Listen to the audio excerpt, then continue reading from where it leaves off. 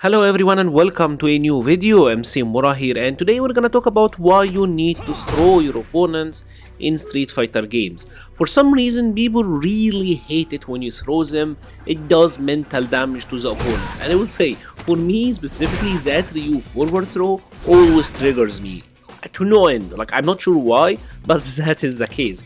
Throws are a key part of the Street Fighter gameplay. If I'm attacking the opponent, here Luke is constantly blocking, I'm not doing any real damage, so how I get to break his guard? Well, you throw them, right? That have always been the reason that throws exists in fighting games. Now, the reason that they are very big in Street Fighter games is that you can't react to throws. Like, you can't react to the opponent throwing you and then breaking it, kinda in like 3D games like Tekken. Here you have to guess on the opponent going for the throw on you, and that is what created what is called the shimmy. If you're not aware what this is, it's pretty much you tricking the opponent into thinking you're gonna throw, and then like you punish their throw with recovery, because throw with does have some recovery to it.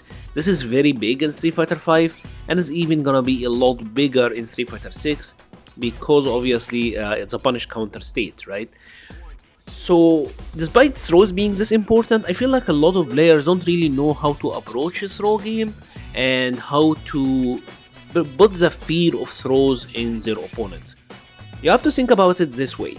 Throws are a way for you to download your opponent. You're putting them in a situation and you wanna see how they react. Even if they take the throw, the knowledge that you have gotten from that information is vital. Here, for example, if I'm constantly attacking, let's make him not break the throw. If I'm constantly attacking and Luke is constantly blocking, well, I'm gonna throw him, right? I'm gonna keep throwing him until he shows me he's gonna tech. I have to show him that I'm willing to throw, and he have to show me that he's willing to tech. Lot of players will feel bad about like throw lobbing people in the corner like that. I know, especially like on the lower level of play or like intermediate, there is like this false sense of honor, like I'm not gonna subject the opponent to this, but hey, if they're not taking, you just keep throwing. You kind of have to be brutal here. Fighting game, a lot of it is just about annoying your opponents, right? So throw them until they show you they're gonna tick, right? That is key. Simplify your offense. Now they have shown you that they are gonna tick. This is vital, right? Once the opponent does this, once the opponent does break the grab, this is a key information, because now they have shown you that they are looking for the throw.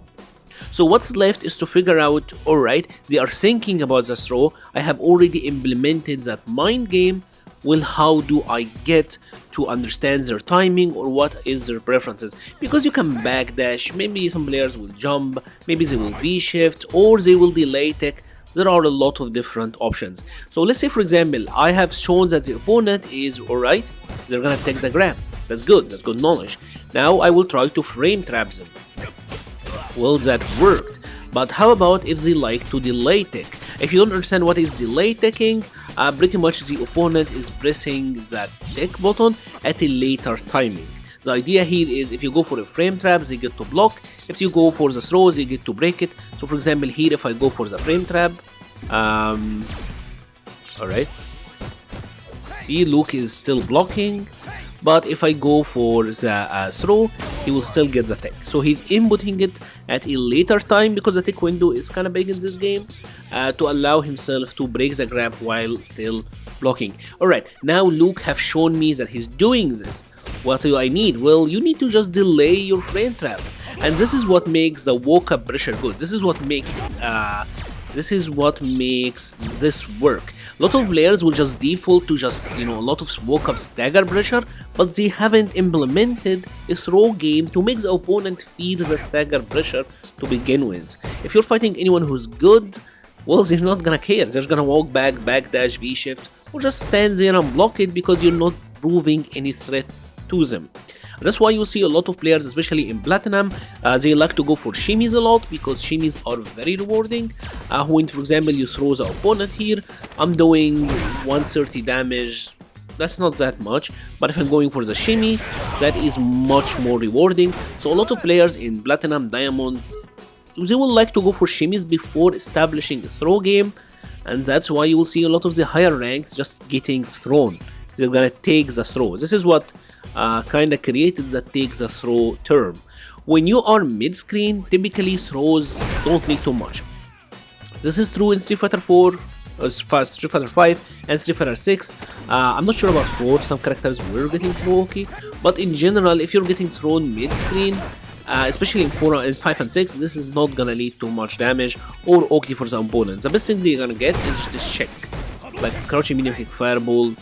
Most characters are not gonna get good okay here. So if you're mid-screen, there is literally no reason for you to tech, right? You can just take the throw or just backdash, do whatever you want. Now, here is where things become really important, right? We talked about throwing the opponent and figuring out what they like to do. Do they like to delay tech, etc, etc. So the thing is, you need to identify your opponent. Are they a creature of habit, or are they someone who is actively thinking on defense? Because there are two types of players here. There are players who will do the same thing every single time. They are auto-piloting in defense. Defense is the easiest element of fighting game to auto-pilot in, right? People just, because they're afraid of getting hit, so they're not really thinking, right? Tons of players, I would say the vast majority of the players auto-pilot on defense. But if you're fighting one of the rare ones that's actually like critically thinking, this is where it gets difficult because they will rotate their options and it's gonna be a lot more tricky.